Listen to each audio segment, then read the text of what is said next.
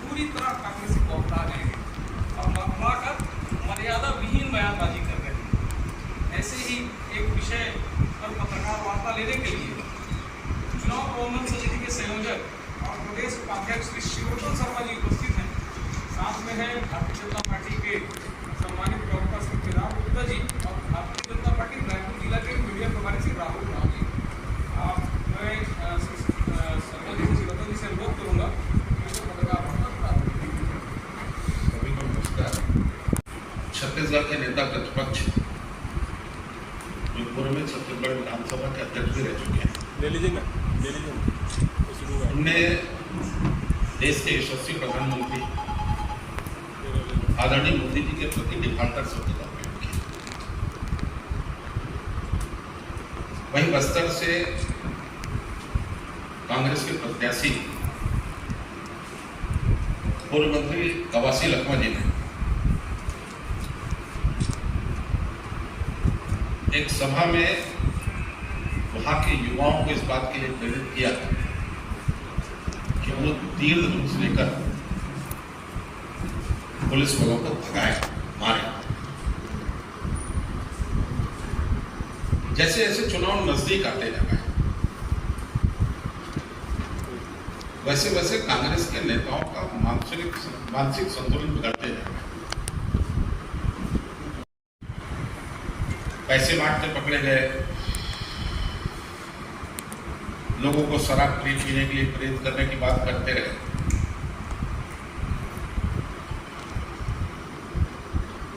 अब आज कांग्रेस की स्थिति देख करके कभी मन में विचार आता है कि इनके राष्ट्रीय नेतृत्व से, इनके प्रदेश अध्यक्ष से निवेदन करें कि भाई इतने नेताओं का एक मेडिकल चेकअप करा लें, इनकी मानसिक स्थिति कैसी है पता चल जाए। और दुर्भाग्यजनक स्थिति यह है कि जो चरणदास जी और कवासी बोल रहे हैं वो उनका राष्ट्रीय नेतृत्व भी बोल रहा है। एक राजनीतिक क्षेत्र में बातचीत की जो मर्यादा होनी चाहिए, जो शुचिता होनी चाहिए, उसको लांघने का काम कांग्रेस के नेता कर रहे हैं। और छत्तीसगढ़ में ये स्थिति इसलिए निर्मित हो रही है कि उनको मालूम है कि छत्तीसगढ़ की 11 की 11 सीट भारतीय जनता पार्टी जीत रही है और महंती को तो छत्तीसगढ़ की 11 सीटों में एक सीट की सबसे ज्यादा चिंता है कोरबा की। आदरणीय भाभी ज्योत्सना महंती लड़ रही है और उनकी सुनिश्चित हार को देख करके वो और ज्यादा बौखलाहट में है और कुछ भी अनर्गल प्राप्त करने में लगे हुए। अब आज के बयान के बाद हम लोग इंतजार कर रहे हैं कि पहले एक बार माफी मांग चुके हैं, अब माने चरणदास महन इस शब्द के लिए कब माफी माने। पर जहां तक मोदी की गारंटी की बात है, भारतीय जनता पार्टी जो कहती है वो करती है और उसका सबसे बड़ा प्रमाण ये है कि 3 नवंबर 2023 को हमने मोदी की गारंटी के नाम से छत्तीसगढ़ में भारतीय जनता पार्टी का घोषणा पत्र जारी किया था और उस घोषणा पत्र के 5 प्रमुख बिंदु हम पूरे कर चुके हैं। 17,000 करोड़ की बड़ी धनराशि 2 साल के बकाया बोनस के रूप में 3100 रुपए प्रति क्विंटल धान की कीमत के रूप में हम छत्तीसगढ़ के किसानों को दे चुके हैं।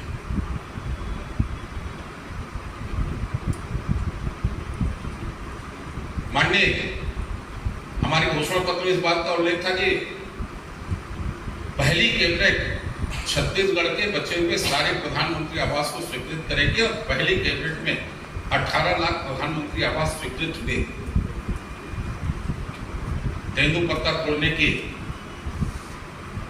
जो अंतर की राशि थी 5500 रुपए प्रति मानक पूरा, उसको देने का हम निर्णय कर चुके हैं।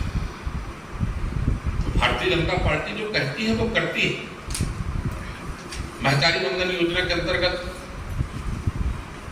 655 करोड़ रुपए प्रति माह दूसरे महीने की किस्त हम छत्तीसगढ़ की मां बहनों के खाते में डाल चुके हैं। चरणदास जी, कवासी लखमा जी और भूपेश जी, पूरे कांग्रेस के नेतृत्व से मैं पूछना चाहता हूं, गंगा जल उठाकर शपथ लिए थे ना कि सरकार बनेगी तो शराबबंदी करेगी, 5 साल कर पाएंगे? चरणदास जी में हिम्मत है जो भूपेश बघेल जी को डिफॉल्टर कह सके? घोषणा पत्र में उन्होंने इस बात को कहा था ना, निराश्रित पेंशन को बढ़ाकर 1000 रुपए करेंगे। मैं चरणदास जी से पूछना चाहता हूं, वो कहेंगे भूपेश डिफॉल्टर था इसलिए पूरा नहीं कर पाए? महिला स्व सहायता समूह के कर्ज माफ करने की बात 2018 के घोषणा पत्र में भूपेश जी ने कही थी। मैं महेंद्र जी से पूछना चाहता हूं कि सार्वजनिक रूप से कहेंगे क्या कि भूपेश बघेल की सरकार डिफॉल्टर सरकार थी इसलिए काम नहीं कर पाई? दूसरे के घर पे पत्थर फेंकने के पहले जरा अपने घर को देख लो, अपने गिरेबान पे झांक लो तो ज्यादा अच्छा रहेगा। मैं माननीय भूपेश जी से कहना चाहता हूं। और भारतीय जनता पार्टी जो मैंने कहा कि जो कहती है वो करती है। हमने जनता से जो वादे किए वो पूरे किए और जो बचे हैं उसको हम पूरा करेंगे। छत्तीसगढ़ भाजपा ने बनाया है, भाजपा ही संवारेगी। और कांग्रेस किस बात की बात करती है? परसों उनका घोषणा पत्र जारी हुआ है ना, सरकार बनने पे हम ये करेंगे। लड़ कितनी सीटों पे रहे? अभी तक उनके 270 प्रत्याशी घोषित हुए। पिछली बार 426 लड़े थे, 52 जीते। उसके पहले 462 लड़े थे, 44 जीते। ना नमक तेल होगा ना राधा नाचेगी। कांग्रेस का पूरा आज तक का इतिहास उठा के देख लीजिए। मैं तो बहुत छोटा था, उनका 71 का घोषणा पत्र मेरे को आज भी याद है, जो बहुत चर्चित था, गरीबी हटाओ। हटी क्या गरीबी? लगातार सरकार में वो रहे। 84 में उनको जो बहुमत मिला वो बहुमत तो आज तक किसी राजनीतिक दल को नहीं मिला।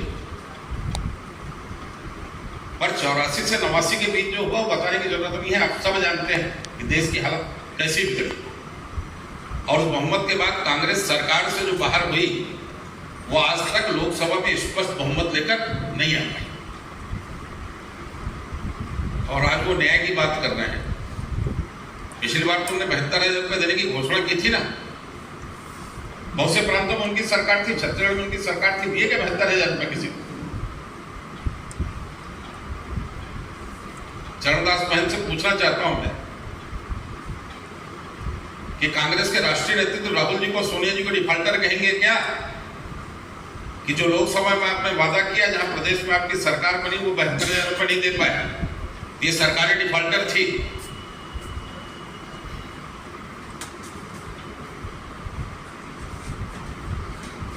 और दुर्भाग्यजनक स्थिति ये बन गई कि राजनीतिक क्षेत्र में जो भाषा की मर्यादा होनी चाहिए, ये भाषा की मर्यादा कांग्रेस का राष्ट्रीय नेतृत्व भी तोड़ रहा है और कांग्रेस का प्रदेश नेतृत्व भी तोड़ रहा है। पिछले समय चौकीदार चोर है, इस शब्द का उपयोग किया था माननीय राहुल गांधी जी।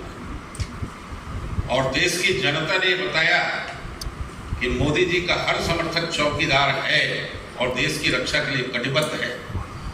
और आज चरणदास जी ने जब कहा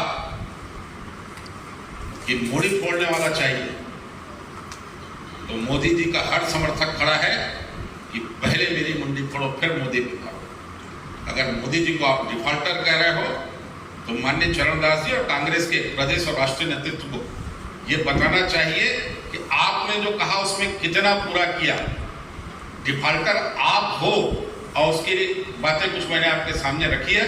और आपके माध्यम से माननीय चरणदास जी से फिर से कहना चाहता हूं कि मैंने जो बातें रखी है वो भूपेश को या राहुल गांधी को, कांग्रेस के राष्ट्रीय नेतृत्व को डिफॉल्टर कहने का साहस दिखाएंगे क्या? बहुत बहुत धन्यवाद। ये लेकिन इसमें कांग्रेस ये कह रही है कि पीएम तो हमारे भी है करके, जितना बीजेपी की है, पीएम में कुछ बोलो तो बीजेपी जो है तो बड़ा मुद्दा बना लेती है, स्थानीय मुद्दे गायब है बीजेपी के पास। देखिए, पीएम पूरे देश का होता है, इस बात को मैं स्वीकार करता हूँ, और उनके मन में पीएम हमारा है ये भाव होता तो इस प्रकार का अनर्गल आरोप नहीं लगता। ये आरोप स्तरहीन आरोप लगाते हैं, वो इस बात को सिद्ध करता है कि पीएम के प्रति उनके मन में सम्मान का भाव नहीं है। देखिए, कवासी लखमा का जो बयान है वो इस बात को इंगित करता है कि बस्तर की जो स्थिति खराब है, बस्तर में जो कांग्रेस की सरकार के पीरियड में या जो टारगेटेड बीजेपी कार्यकर्ताओं की किलिंग हो रही है, उसमें इनकी भूमिका है। कवासी लखमा का बयान कांग्रेस के चाल और चरित्र को प्रदर्शित करने वाला बयान है। शर्मा जी, इस तरह का जो शाब्दिक हमला है लगातार डॉक्टर चरणदास महंत जी और कवासी लखमा जी की तरफ से हो रहा है, और महंत जी से तो आपका वास्ता जो है विभाजित मध्य प्रदेश के समय से अभी तक पड़ते रहा, विधानसभा में, उसके बाहर भी, तो अचानक जो उनकी भाषा शैली बदली हुई है, बदली सी है, तो क्या कोई पीछे से प्रेरित या दुष्प्रेरित कर रहा है क्या? विधानसभा अध्यक्ष के रूप में माननीय महंत जी कबीर साहब का एक दोहा सुनाया करते थे, मैं पूरा दोहा तो मेरे को याद नहीं है। उसका भाव ये था कि शब्द ऐसे होने चाहिए जो व्यक्ति के लिए मलहम का काम करे, घाव ना करे। पूरा दोहा मेरे को याद नहीं, पर अभी जो लगातार महंत जी के बयान आ रहे हैं उससे महंत जी की बौखलाहट प्रदर्शित हो रही है। प्रदेश में कांग्रेस की संभावित हार और विशेषकर आदरणीय हमारी भाभी जी श्रीमती ज्योत्सना महंत की सुनिश्चित हार को देखकर वो बौखलाए हुए। डिफाल्टर कहेंगे क्या कि जो लोकसभा में आपने वादा किया, जहां प्रदेश में आपकी सरकार बनी, वो 72,000 रुपए नहीं दे पाए, ये सरकारी डिफाल्टर थी।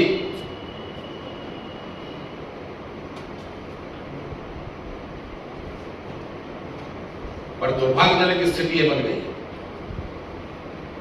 ये राजनीतिक क्षेत्र में जो भाषा की मर्यादा होनी चाहिए, ये भाषा की मर्यादा कांग्रेस का राष्ट्रीय नेतृत्व भी तोड़ रहा है और कांग्रेस का प्रदेश नेतृत्व भी तोड़ रहा है। पिछले समय चौकीदार चोर है, इस शब्द का उपयोग किया था माननीय राहुल गांधी, और देश की जनता ने बताया कि मोदी जी का हर समर्थक चौकीदार है और देश की रक्षा के लिए कटिबद्ध है। और आज चरणदास जी ने जब कहा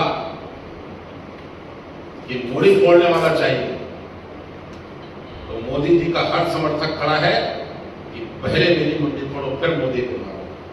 अगर मोदी जी को आप डिफाल्टर कह रहे हो तो माननीय चरणदास जी और कांग्रेस के प्रदेश और राष्ट्रीय नेतृत्व को ये बताना चाहिए कि आपने जो कहा उसमें कितना पूरा किया।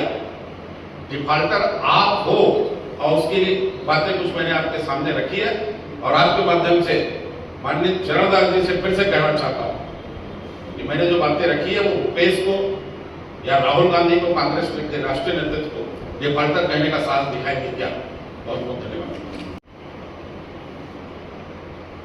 अब आज कांग्रेस की स्थिति देख करके कभी मन में विचार आता है कि इनके राष्ट्रीय नेतृत्व से, इनके प्रदेश अध्यक्ष से निवेदन करें कि मैं अपने नेताओं का एक मेडिकल चेकअप करा लें, इनकी मानसिक स्थिति कैसी है पता चल जाए।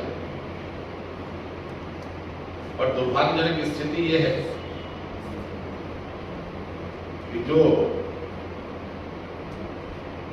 चरणदास जी और कवासी बोल रहे हैं वो इनका राष्ट्रीय नेतृत्व भी बोल रहा है। एक राजनीतिक क्षेत्र में बातचीत की तो मर्यादा होनी चाहिए, जो सुचिता होनी चाहिए उसको लांघने का काम कांग्रेस के नेता करते हैं। और छत्तीसगढ़ में ये स्थिति इसलिए निर्मित हो रही है कि उनको मालूम है कि छत्तीसगढ़ की 11 की 11 सीट भारतीय जनता पार्टी जीत रही है, और महंत जी को तो छत्तीसगढ़ की 11 सीटों में एक सीट की सबसे ज्यादा चिंता है कोरबा की। आदरणीय भाभी ज्योत्सना महंत जी लड़ रही है, और उनकी सुनिश्चित हार को देख करके वो और ज्यादा बौखलाहट में है। और कुछ भी अनर्गल प्राप्त करने में लगे हुए। अब आज के बयान के बाद हम लोग इंतजार कर रहे हैं कि पहले एक बार माफी मांग चुके हैं, अब माननीय चरणदास महन इस शब्द के लिए कब माफी मांगी। और जहां तक मोदी की गारंटी की बात है, भारतीय जनता पार्टी जो कहती है वो करती है, और उसका सबसे बड़ा प्रमाण यह है कि 3 नवंबर 2023 को हमने मोदी की गारंटी के नाम से छत्तीसगढ़ में भारतीय जनता पार्टी का घोषणा पत्र जारी किया और उस घोषणा पत्र के 5 प्रमुख बिंदु हम पूरे कर चुके हैं। 17,000 करोड़ की बड़ी धनराशि 2 साल के बकाया बोनस के रूप में 3100 रुपए प्रति क्विंटल धान की कीमत के रूप में हम छत्तीसगढ़ के किसानों को दे चुके हैं।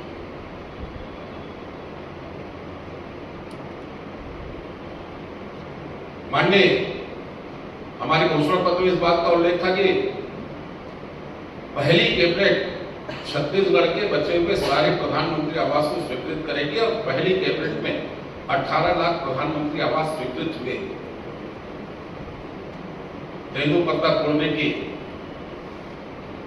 जो अंतर की राशि थी 555 रुपए प्रति मानक पूरा, उसको देने का हम निर्णय कर चुके हैं। तो भारतीय जनता पार्टी जो कहती है वो करती है। महतारी वंदन योजना के अंतर्गत 655 करोड़ रुपए प्रति माह दूसरे महीने की किस्त हम छत्तीसगढ़ की मां बहनों के खाते में डाल चुके हैं। चरणदास जी, कवासी लखमा जी और भूपेश जी पूरे कांग्रेस के नेतृत्व से मैं पूछना चाहता हूं, गंगा जल उठाकर शपथ लिए थे ना कि सरकार बनेगी तो शराबबंदी करेंगे, 5 साल कर पाएंगे? चरणदास जी में हिम्मत है वो भूपेश बघेल जी को डिफाल्टर कह सके? घोषणा पत्र में हमने इस बात को कहा था ना, निराश्रित पेंशन को बढ़ाकर 1,000 रुपए करेंगे। मैं चरणदास जी से पूछना चाहता हूं, वो कहेंगे भूपेश डिफाल्टर था इसलिए पूरा नहीं कर पाए? महिला स्व सहायता समूह के कर्ज माफ करने की बात 2018 के घोषणा पत्र में भूपेश जी ने कही थी। मैं महेंद्र जी से पूछना चाहता हूं कि सार्वजनिक रूप से कहेंगे क्या कि भूपेश बघेल की सरकार डिफाल्टर सरकार थी इसलिए काम नहीं कर पाई? कांग्रेस के 2 प्रमुख नेताओं ने आज 2 अलग अलग स्थानों पर सार्वजनिक स्टेटमेंट दिया है। छत्तीसगढ़ के नेता प्रतिपक्ष जो पूर्व में छत्तीसगढ़ विधानसभा के अध्यक्ष भी रह चुके हैं, उन्होंने देश के यशस्वी प्रधानमंत्री आदरणीय मोदी जी के प्रति डिफाल्टर शब्द का उपयोग किया। वहीं बस्तर से कांग्रेस के प्रत्याशी पूर्व मंत्री कवासी लखमा जी ने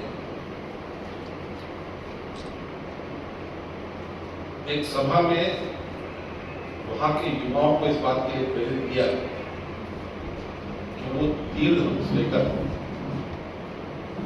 पुलिस वालों को भगाए, मारे। जैसे जैसे चुनाव नजदीक आते जा रहे हैं, वैसे वैसे कांग्रेस के नेताओं का मानसिक संतुलन बिगड़ते जा रहा है। पहले माननीय चरणदास महन जी ने मुंडी तोड़ने की बात, लाठी उठाने की बात की, और जब भारतीय जनता पार्टी के सभी कार्यकर्ताओं ने कहा कि पहली लाठी हमको मारो, खेत व्यक्त कर लिया मुख्यमंत्री, और आज डिफाल्टर शब्द का